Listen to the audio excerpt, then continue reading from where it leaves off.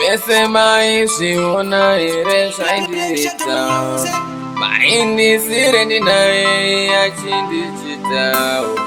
ndonzi Platimun mfunge ndaiti tichagara tese ini ndaiti tichagara tese moyo nepfungwa tichagara tese mweya nenyama tichagara tese vese vaizviona maidi kundiudzawo kuti pandiri kutambira panonyudzawo ndaitoona ari mudzimai iye achindiona ndiri wai dai ndakaziva achazondidai ndisinobvira ndamupimba mai mfunge ndaiti tichagara tese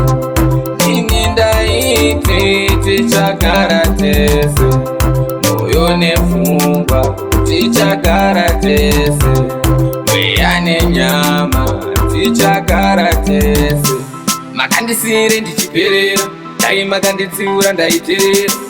pakandida ndakasekerera kusaziva ndicharumwa nechekuchero anga ashaya zvekutamba nazvo here kutambisa moyo wangu zvese nenjere ndichishinga kuronga ramangwana aitoda kunditsemurana mfunge ndaiti tichagara tese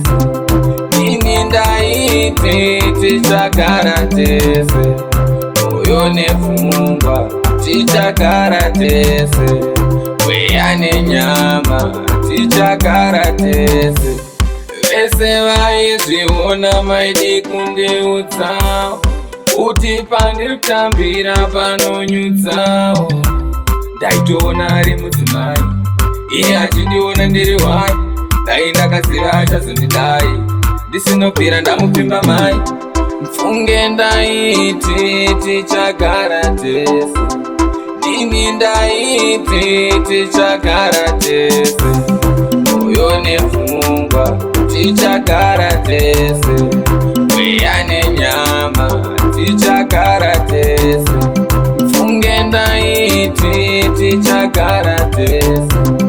ini ndaiti tichagara tese moyo nepfungwa tichagara tese mweya nenyama tichagara tese.